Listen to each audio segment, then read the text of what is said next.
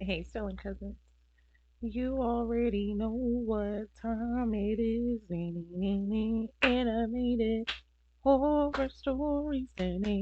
Animated horror stories. Uh, you see where we at? Different cousin's house. Which cousin? Cousin Mort. We pop up over here and there. We be over here sometimes. Um, we just gonna fill around over here, see what Mort's doing. You know, see if we can add him into a daily bundle of ours. Today, five true deep web horror stories animated. Yeah, let's see what's getting into. I love some deep web, some dark web, some spooky shit. So let's see, is it up to our expectations? As always, please go over to Mort's house, give him a subscribe if you haven't already, and then come back and relax first. Come back after you go over Mort's house. You can go over there, chill out. But make sure you bring your ass back home over here. Let's get up into it. Please do me a favor and like the video. And yeah, grab a blunt, grab a bottle of water, grab a bag of chips, and grab a blanket so you can be snug, right? And let's get up in here. Peter Gerard, born on January 13th of 1963, Okay. Peter Gerard Scully was born and raised in the Australian city of Melbourne. Little is known about his childhood, though it's believed that he was raised Catholic by two strict Scotch-Irish parents. Mm-hmm. After graduating university, Peter made a living as some kind of property developer and became exceptionally wealthy in the process. By the mid-2000s, Peter was living with his wife and two children in a large four-bedroom house in suburban Melbourne. He had a life that almost anyone would be envious of. But one day, his entire world began to fall apart. What happened? In 2011, Peter and his partners were forced to declare bankruptcy after a development scheme of theirs appeared to completely fall through. Very little work had been done on the actual construction site, yet Peter and his company claimed that every penny of the $2.6 million investment fund was gone. Naturally, their investors weren't happy and initiated legal proceedings against Peter and his partners. Obviously. Peter claimed that That's he good. could account for losses in the way that was perfectly legal, but in reality, he was already preparing to flee the country. For Oh. years, he'd been scamming investors out of their money in what amounted to a very well-disguised Ponzi scheme. Mm-hmm. By the time it emerged that Stealing, Peter was like I indeed said, acting stealing. illegally, he had already fled Australia on a false passport before establishing an entirely new identity in the Philippines' capital of Manila. Oh Once he'd wow. established a degree of anonymity, and knowing that Manila was the first place Filipino police would look for him, Peter traveled over land and sea before reaching the southernmost island on Mindanao. It was here that Peter began setting up a new life for himself, and although he'd managed to flee Australia with a sizable amount of investors' cash, his expensive tastes meant that it would only be a matter of months before he was flat broke again. Peter needed a way Can't of earning scam a nobody living, else. yet he couldn't do so legally, as it'd almost certainly give away his location to the authorities. He obviously wasn't afraid of operating outside of legal constraints, but with his reputation in tatters, there was no way of him securing any reliable outside investment. Peter needed money. He needed a lot of it, and he needed it quickly. So he turned to the darkest and most depraved of all online marketplaces, the exploitation of children. What? With the What? help of two Filipino women named Karma Ann Alvarez and Lizo Margario Castaña, Peter began setting up one of the most evil and prolific child exploitation websites in contemporary Okay, history. you did say what the fuck I He said. would send Alvarez and Castaña out into some of Mindanao's poorest towns and villages, promising generous financial compensation to the parents of any child willing to hand them over for the purposes of a photo shoot. The children were then returned a few days later, bitch. visibly shaken, but with sizable wads of cash with them.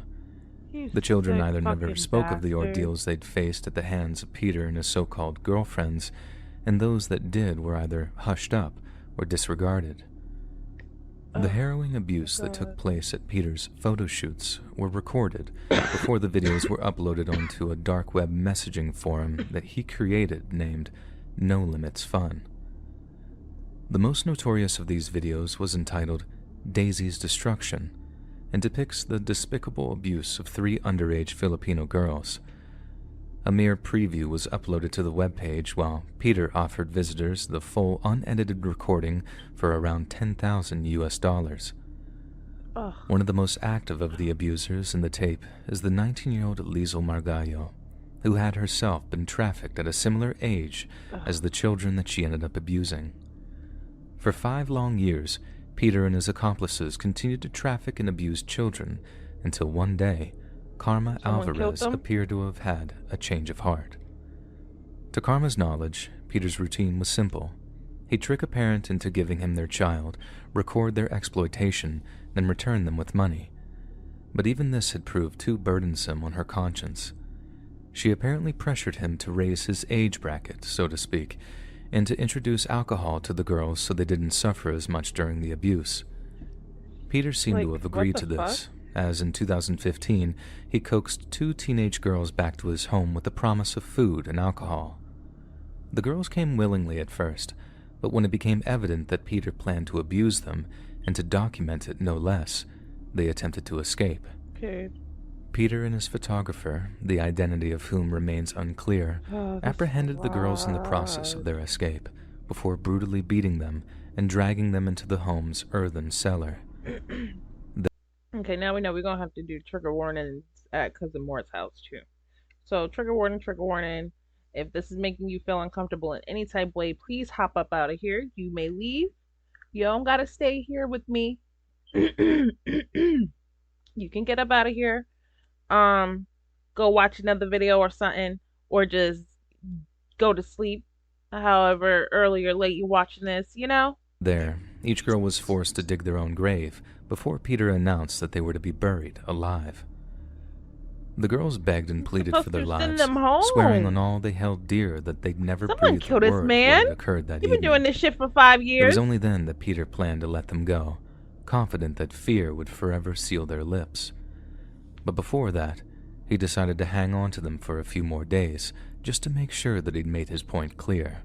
Days. It was during this period of captivity that the girls were discovered chained up in the basement by Karma Alvarez. Horrified at what Peter had done, she waited until Peter left the house and then freed the girls from their bindings and allowed them to escape. She then drove to the nearest police station and told the whole grim tale to a pair of dumbstruck police officers. To locate and infiltrate Peter's dark web exploitation ring, the Filipino police enlisted the help of the Dutch National Child Exploitation Team. The international barriers in this investigation disappeared very quickly, noted Dutch detective Farid El Hamoudi. Everyone wanted the same thing, getting the responsible people behind bars. So what are The y'all doing? NCET's white hat hackers made short work of the website's digital defenses. This bitch It was a behind welcome bars. breakthrough, but what they found was nothing short of traumatizing. Peter's website accounted for one of the largest collections of exploitative images police have ever found, with hundreds of thousands of images accounting for thousands upon thousands of potential victims. Not everybody. Peter's deserves own to be here. contributions were merely the tip of the iceberg, but what police found most disturbing was the sheer demand for new content. The exact number of sales Peter made has never been made public, but the millions of dollars in cryptocurrency seized from his digital wallet gives us an idea of the sheer volume. When it came time to put Peter in handcuffs, an international dragnet ensured that he had no escape from the Philippines or its surrounding territories. Paid. Police eventually tracked Peter to Malaybalay City, where he was arrested on February 20th of 2015. Okay, good shit. His arrest and eventual conviction led to the apprehension of another Australian predator, 22-year-old Matthew Graham.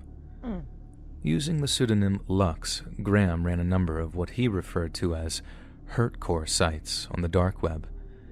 These websites specialized in the proliferation of particularly violent child exploitation videos, and at his trial, Graham disgusted those in attendance by claiming that he had acted in the name of freedom.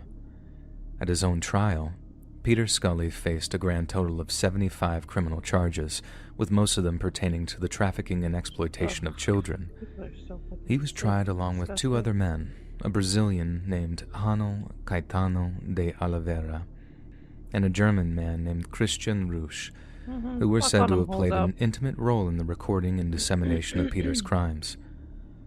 Sections of the video were shown to the jury, who later described how the girl had been hung upside down while the abuse took place. It should be noted that the footage was so graphic that several members of the jury sought psychological counseling in the aftermath of the trial, while prosecutors admitted to being traumatized at the trial's conclusion. "They were the most devastating thing I'd ever seen," said Ruby Malinog. "I cried when I was watching them. In fact, I feel like crying just now while talking about it. It was hard to believe what I was seeing, and hard to believe that somebody could do those things to children." One of the top figures in the United Nations Office on Drugs and Crime called the case the most horrific thing she'd ever had to deal with Peter's crimes being so severe that the Philippine government flirted with the idea of reintroducing the death penalty, which had previously been abolished less than 10 years prior. Northern Mindanao Chief Wake it back Prosecutor up. Jamie Give it to Umpa him. was quoted as saying, Kill their ass. "If I had my choice, it would be death for Scully. I want it to happen. We have to send a strong message to others that if they come to the Philippines and torture and abuse our children in this way, They will they will die. be investigated with the full force of law and executed." Death. At one point during the trial, Peter Scully appeared to laugh and joke with his confidants, but when he was found fucking guilty on one joking? count of human trafficking and 5 counts of violating underage girls, he failed to see the funny side. The 6 counts were Like, enough to tell secure a them. life sentence, but not all Peter's crimes have been accounted for. In November of 2022, Peter received a second conviction and was sentenced to an additional 129 years in prison, while his more repentant accomplice, Karma Alvarez, received life with the possibility of parole. Lazo Margallo Castaña was sentenced to Possibility, my 126 ass. years in prison for being an active participant in the exploitation. 2 other accomplices, Alexander Lau There and you go. Maria Dorothea Chia, who were said to have played a lesser role in the exploitation ring, were sentenced to 9 years apiece. That's disgusting. Since his imprisonment, Peter has complained of the conditions in the prison he's being held at, Disgusting. claiming overcrowding and underfeeding has led to a rapid deterioration in his health.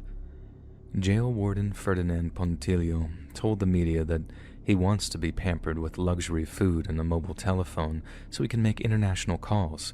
He wants the same conditions as there are in Australian jails, What are you but this talking is about? not Australia. Like, Peter has refused to comment on the allegations, but it stands to reason that his lifelong home is severely overcrowded. Davao Prison and Penal Farm was built to house no more than 350 prisoners, but as of November 2022, it was home to almost 2,000 inmates.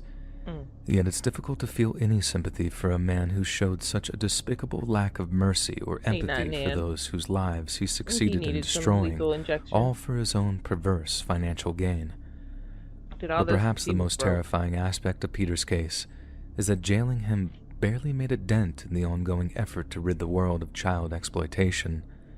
There are many, many more monsters like Peter who lurk in the darkest, most forbidden corners of the dark web, dedicated to spreading the most heinous and unforgivable filth known to man. The only silver lining of such a dark, foreboding cloud is that for every evil, dark web predator, there are a dozen equally dedicated law enforcement agents who want nothing more than to put them in handcuffs. Don't. Please stop. This was a crazy one to start with. I asked for this, didn't I? Oh.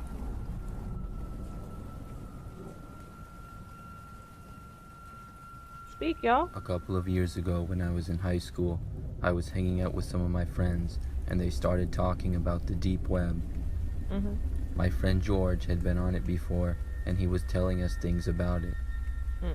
We talked about the deep web for the whole lunch period at school, and I started to get really curious about it and wanted to give it a try sometime. Stay your ass off it.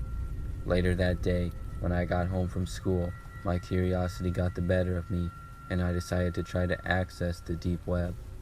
From your regular computer. I was texting with George, and he told me the browser to get and what to do. I followed his instructions and I was able to get on. Oh. Then I looked up some deep web websites to visit. Where are you again? The very first one that I went to was a screen that was all black with a small icon on the upper left corner. When I clicked on it, it took me to a web page filled with images with no context. Some of the images were animals, like fish or a bear. The others were a bunch of random objects. I clicked on the fish. Then the page started loading. It took a long time to load. I would say a good 30 seconds or so. Once it was finally done loading, I saw my face on the screen. Oh, Lord. It was coming from my webcam. I quickly scrambled to find a blanket from my bed and covered the webcam with it. The screen then went black. I was relieved to see, but then some text started to appear on the screen, getting typed out. The first thing said my name, but not just my first name. It was my full name, first, and then middle, your address? and last. Oh, first, middle, and last. This really freaked me out. Then, told you to stay to on my horror, more of my personal information like, started to be typed out on the screen. It said the school I attended, then my phone number, and then the state and city that I lived in. I couldn't take it anymore, and I went to close out of it. Mark but when I tried, I couldn't. My mouse was frozen. I tried pushing Control-Delete many times. What does that mean on there? Nothing. I began panicking and pressing random buttons on my keyboard. I went to turn off my monitor, but nothing happened still. Then I pushed the power button on my computer, and still nothing happened. Finally, I went to the wall and unplugged the power source, which was an extension cord plugged into the wall. Everything turned off at that point. I sat there in shock for several minutes before plugging my computer back in. Why would you plug it back in? Thankfully, I had been planning to get a new computer for a while, and I got one shortly after. I will never forget that experience with the deep web. That's what you get, because I told you I had to stay up off there. The man said, blue, picture of you. Like, why would you just be on there tapping stuff you don't know nothing about? I used to visit the deep web all the time. I have always been into computers, and my friends and I would occasionally visit the deep web out of curiosity when we were younger. Like, this going on me One day, like the rest I of was us. by myself in a deep web chat room. The chat rooms on the deep web always seemed to entertain me. On this day, I was mostly just watching people talk, but I occasionally would chime in. Don't you speak with Then, one of the users in the chat mentioned me. We were having a conversation, but then it turned into a bit of an argument. The other user said something along the lines of that he was going to get me. Boy! I assumed he was joking, and I responded with a wisecrack. That made him angry, and he said some more bad things to me. So shut your ass up and just say whatever? I was getting kind of uncomfortable, so I decided to leave, and I closed out of everything and logged off. About 10 minutes later, I received a text on my phone. It was from an unknown number, and it said, "Why did you leave?" You have a weapon? This was pretty creepy, but I knew that there were a lot of skilled hackers that went on the deep web, so I wasn't all that amazed. I decided to ignore the text and hope that he wouldn't contact me again. He is. I figured it was just some guy trying to scare me. And while I have to admit I was a little bit scared, I tried not to let it eat at my brain. A couple of hours later, my phone started ringing. It was an unknown number. I picked it up and answered. There was no voice on the other end, but just breathing. I hung up on them and went back to what I was doing. But a few minutes later, I happened to glance out my front window and noticed there was a car parked in front of my house. You ain't got no car? I looked to try to see who it was, but from the angle it was parked, and also it being dark outside, I couldn't see. He got to your house. I kept my eye on it over the next few hours. It didn't move at all. Eventually, I tried to get some sleep. Why would you go to sleep? I covered all the windows in my house and double-checked all the locks before I went to bed. It took me a long time, Why would you but go to eventually sleep? I was able to fall asleep. The next day, I woke up and went to the window to check and see if the car was still there. It was finally gone, and I was relieved. When I went to go on my computer, I turned it on to see that there was already several files open. They were photos. There were a few of my house and my car, and then I saw one of inside my house.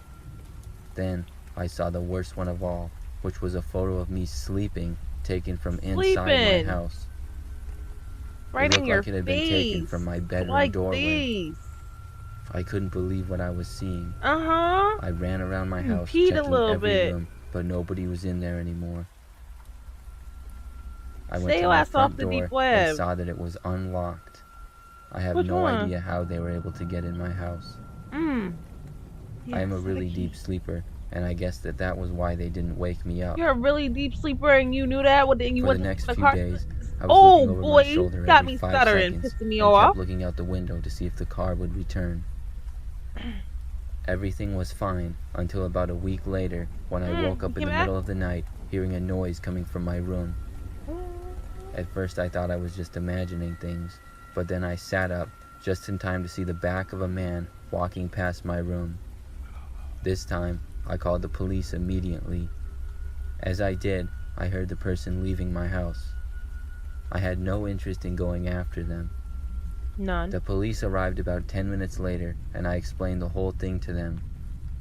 They told you I know I stay should your have ass called off the deep police web. after the first time, but I just felt stupid because it was my own fault for going on the deep web. And it's like, come on now, the The second time police we took down the information and said they would patrol the neighborhood over the next few nights.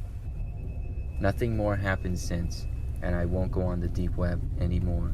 I bet your ass. Mm. This story took place a long time ago, Okay. sometime in the mid-2000s. All right. I was in high school at the time, and my favorite thing to do after school was play on my computer. Great. I know, I wasn't one of the big popular jocks, but I was a really shy kid, and gaming was always fun for me.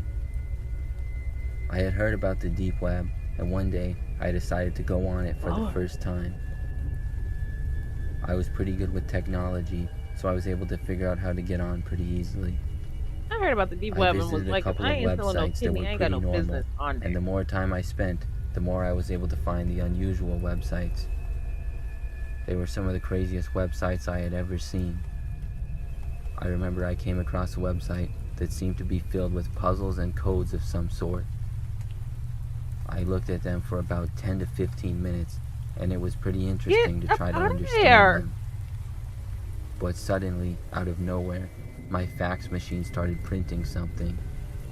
When it came out, it was a paper with a large series of numbers on it. I didn't know how this was able to happen. Then it printed another and another. I started to get creeped out, and I took all the rest of the paper out of my printer so that it would stop. My printer kept trying to print things. Then my phone started ringing. It was an old landline, of course. Oh, and God. it didn't have caller ID, so I answered it to see who it was. Oh, wow. But all Would I you heard answer on the the other phone? end was a series of beeps and similar noises. I hung up the phone and decided I needed to log off of the deep web. I closed out of the website and turned my computer off. I was pretty shook up from what had happened. Duh. Then the phone rang again, and I Don't once answer it again this time. answered because my parents were still gone at work, Oh, and I God. didn't know if it would be them calling. It's But not, once again, I though. just heard the noises that I had heard Because before. you knew it wasn't I them. hung up again. The printer was still making noises as well. I ended up unplugging the My daddy printer would from the wall, cuss me and out I when they started get to home. ignore the phone Sorry, calls that I kept ain't coming gonna in. sleep or cleaning. Finally, I decided to unplug the phone from the wall as well. My parents came home from work a little while later, so I plugged the printer and phone back in. I was really hoping that the phone calls and the faxes would not continue. Thankfully, they didn't, and everything went back to normal. However, about 2 weeks later, I received a letter in the mail addressed to me with no return address. I don't need it. When I went inside and opened it up, I saw that it was a paper with more numbers of code. I got See what extremely you get from freaked being out, nosy, but boy? thankfully, nothing else happened, and They I said, oh, never you got was any more figuring shit out, figure faxes, these out. phone calls, or letters. I don't know who or what was behind the letter and the phone calls, but I'm hoping it was just a skilled hacker having some fun.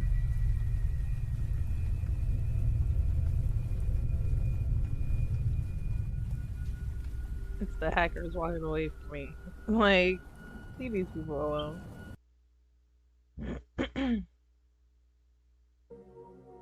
Let me set the scene. The year is 1998, and the Euro is created. I was of the age of 14, sitting on my parents' desktop PC, using god-awful dial-up internet to research the history of William the Conqueror's harrying of the North, when my friend, who for the purposes of this story shall be called Jake, messaged me on IRC. Hey, some dude at school told me something really cool you can do on your PC. What? I asked. Some bullshit. 1. Open up Start. 2. Go to Run. 3. Enter 2ndrely2.frt. No. 4. Tell me when you're done. No. I did what he told me. What opened up looked like some type of command prompt. Hell It had no. 2 boxes that text should be entered into, and a regular command line. Done, I informed him. In the box, write your name. In the second, write a password. And in the other bit, write rtileoh.us. No. I did exactly what I was told. And a box telling me to Just enter a doing nickname shit that popped you up. just I wrote my Tom mama Elton. The punched window me in my closed. throat. A few moments later, Following a batch file instructions opened that's damn that good said, from someone. I Welcome ain't to the asked no damn Artile, question. Ohio chat room. User Tom Elton has joined. What I is spent the it? next few months talking to my friends on that chat room. I had no idea who created it or hosted it. It seemed to only work in the Artile, Ohio area, meaning I could talk to anyone there in theory. The only people who were there was me, Jake, and a couple of other people I was friends with. Y'all know Someone what's from up the in there. preparatory school across town, and once, somebody who claimed to work for the insurance company's tech support, who left after the only response he got was, "What school you at?" I don't know why we use That's this a instead of a old-ass normal man. chat room. Maybe the whole secret gathering aspect of it made us more drawn to it. I don't know for sure. I woke up one fall morning and checked the chat room and found out that I had been promoted to an administrator. I had no idea who did it, but I got to brag to my friends for the next few days and change what people were typing to make them look dumb. But other than that, my powers went unused until one day I logged on to see that the anonymous messages to admins was not empty for a change. I wish I didn't check to see what was there. It was a full story from a user called 09HDI7RF, written in multiple single sentence messages. They described how they were being physically abused by their parents, how they weren't allowed to go outside the house, and how she snuck into her dad's computer and saw this chat room open, and decided to tell anybody she could. I responded with, "Who is this? Also, if this was real, you would have called the cops." Oh my Later that day, God. the chat room stopped working. I couldn't get it to work at all. I got an error message every time I searched the command on my PC's run feature. I was Boy. royally pissed off No, with the that fact that little me and my child friend's is secret dead. hidey hole was You now done got dead. that baby 2 days later, murdered. what do I see in the news? Girl Ugh, shot dead by her fuck too father damn soon. after breaking out of her home through a window. The mother was in police custody, but the father was never caught. The family's PC contains documents describing kids named Jake, Tom, and others, describing what he y'all. imagined their appearance to be, and what he would do to them if he ever found them, which was too horrific to describe here. Oh my That man was never God. caught, to my knowledge. He is still on the run today, Looking hiding for amongst y'all. everyone. I'm certain that he will never be caught. Okay, cousin Mort. Okay. We see what you be Are you doing. having a tough time? We see what you be doing. We support it. And we do. That was real crazy. That was real crazy. Good stretch. The first and the last one. First and the last one, ate it right on up, pulled on all emotions. So let me know which one was your favorite. Let me know how you feeling. We adding Cousin Mort to the rotation. Let me know your thoughts, comments, and concerns in the comments. Please remember to like the video. And until next time, you guys, I love y'all. Bye. Don't get your ass into no deep web situations, okay? Mwah.